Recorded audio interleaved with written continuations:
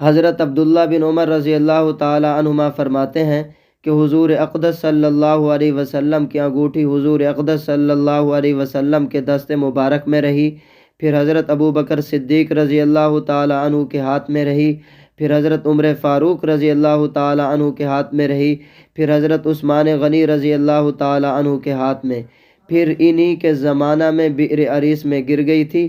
اس انگوٹھی کا نقش محمد الرسول اللہ تھا۔ میرے محترم دوستو، یہ انگوٹھی حضور اقدس صلی اللہ علیہ وسلم کے ہاتھ میں تھی۔ اس کے دو معنی ہیں۔ نمبر 1، آپ صلی اللہ علیہ وسلم پہنتے تھے۔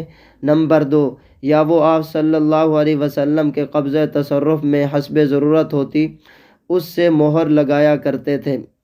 اگلے باب کی روایت کے مطابق وہ آپ صلی اللہ علیہ وسلم کے بدری صحابی حضرت معیقیب رضی اللہ تعالی عنہ کی تحویل میں رہتی تھی اور آپ صلی اللہ علیہ وسلم نے ان کو اس کا ذمہ دار قرار دیا تھا۔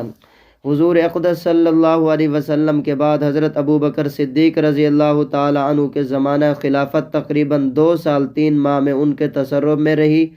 اس کے بعد حضرت عمر فاروق رضی اللہ تعالی عنہ کے زمانہ خلافت تقریباً 10 سال 6 ماہ میں ان کے زیر استعمال میں رہی۔ پھر حضرت امیر المؤمنین حضرت عثمان بن عفان رضی اللہ تعالی عنہ کے زمانہ خلافت 12 سال میں سے 6 سال تک ان کے قبضہ تصرف میں رہی، پھر بئر عریس میں ان کے ہاتھ سے گر گئی۔ ملا علی قاری رحمۃ اللہ علیہ فرماتے ہیں، تینوں خلفائے کرام اس خاتم مبارک سے مہر کا کام لیتے تھے اور تبرک کا بھی کام لیتے تھے۔ انگوٹھی کا بئر عریس میں گرنے کا واقعہ، حتیٰ وقع فی بئر عریس، یہاں تک کہ وہ عریس کے کنواں میں گر گئی۔ مسجد قباء کے قریب عریس کا کنواں ہے۔ حضرت عثمان غنی رضی اللہ تعالی عنہ اس کے کنارے بیٹھے ہوئے تھے اور انگوٹھی کو الٹ پلٹ کر رہے تھے، کبھی دائیں ہاتھ میں ڈال رہے تھے، کبھی بائیں ہاتھ میں ڈال رہے تھے۔ یا دوسرا مطلب یہ ہے کہ اتار کر حضرت معیقیب رضی اللہ تعالی عنہ کو دے رہے تھے اور یہ انگوٹھی گر گئی۔ اور یہ جو کنواں تھا یہ یہودیوں میں سے ایک شخص جس کا نام عریس تھا اس کی طرف منسوب ہے۔ جب وہ گری، حضرت عثمان غنی رضی اللہ تعالی عنہ نے مسلسل 3 روز تک اس سے اس کی تلاش کی، اس کنویں کا پانی نکلوایا اور بالکل تہہ تک صاف کروایا، مگر انگوٹھی نہ ملی۔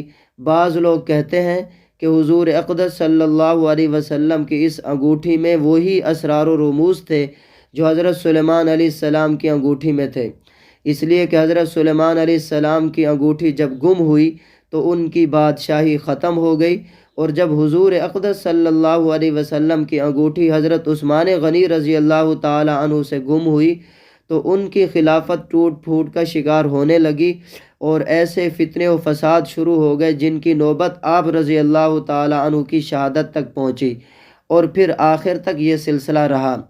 امام جلال الدین سیوطی رحمۃ اللہ علیہ فرماتے ہیں کہ شاید حضرت عثمان غنی رضی اللہ تعالی عنہ کے ہاتھ سے انگوٹھی کا گرنا یہی سبب بنا ان فتنوں اور مصیبتوں کا جو آپ رضی اللہ تعالی عنہ کو پہنچی۔ واللہ اعلم بالصواب۔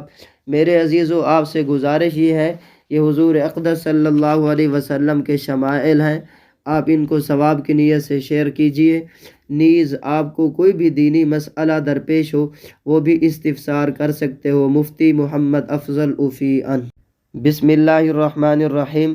وبی قال حدثنا اسحاق بن منصور قال حدثنا عبد اللہ بن نمیر قال حدثنا عبید اللہ بن عمر عن نافع عن ابن عمر رضی اللہ تعالی عنہما وعنہم قال اتخذ رسول اللہ صلی اللہ علیہ وسلم خاتما من ورق فكان في يده ثم كان في يد أبي بكر ويد عمر ثم كان في يد عثمان حتى وقع في بئر أريس نقشه محمد رسول الله۔